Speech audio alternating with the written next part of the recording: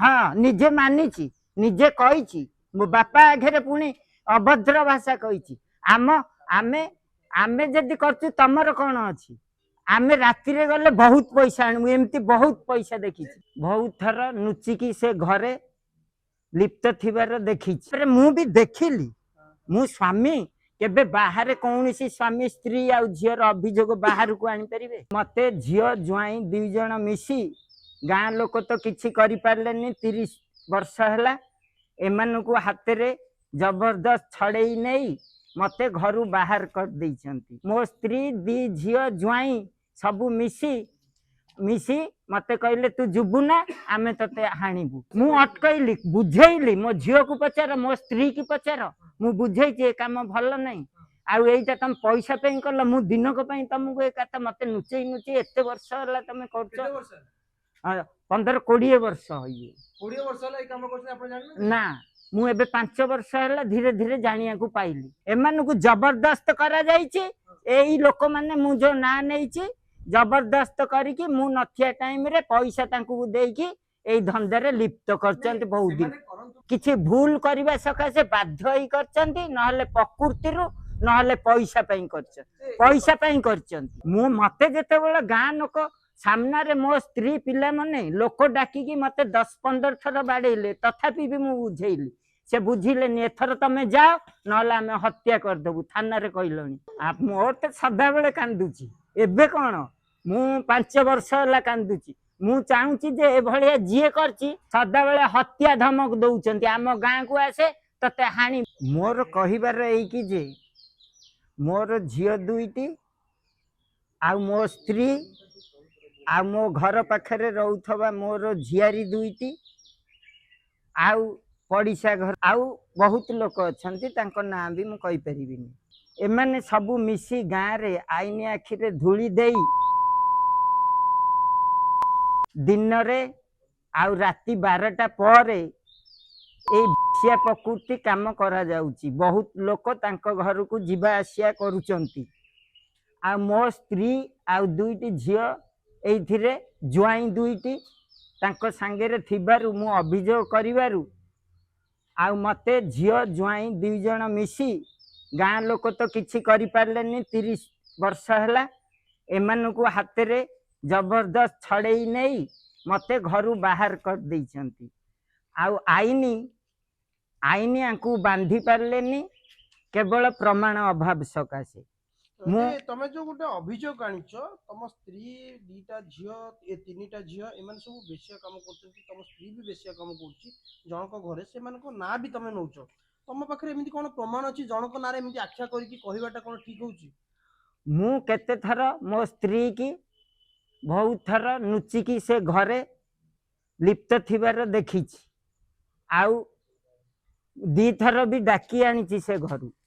आ तोटा भितरु बहुत थर नुचिकी जाउछि राति 12टा रे दी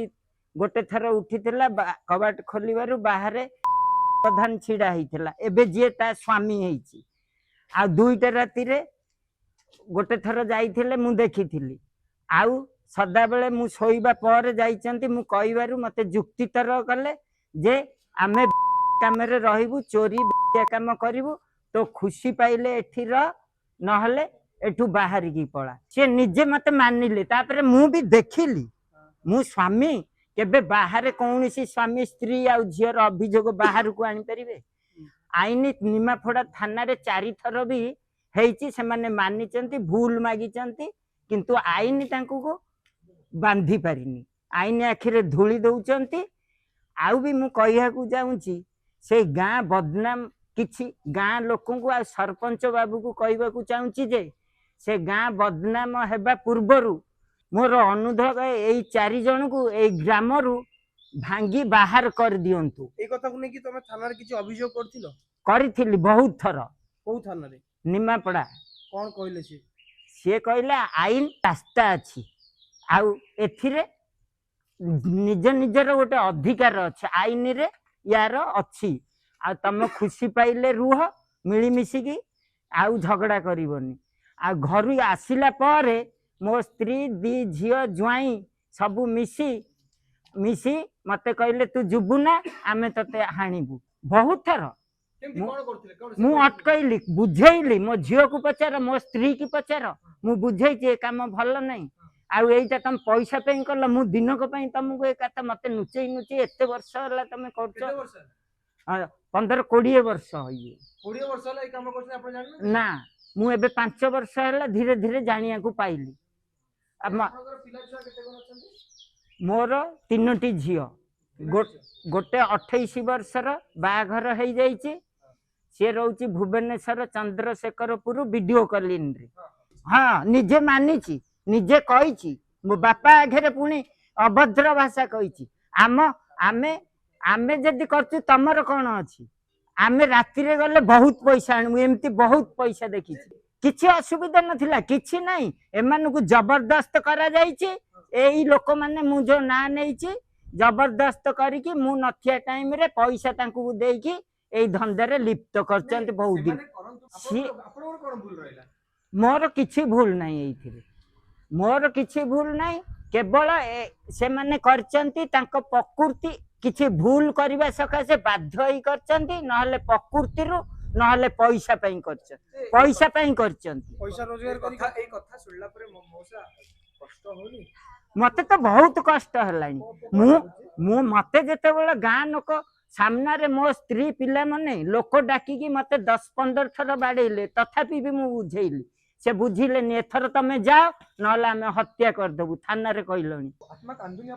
ମୋର ତ ସଦାବେଳେ କାନ୍ଦୁଛି ଏବେ କଣ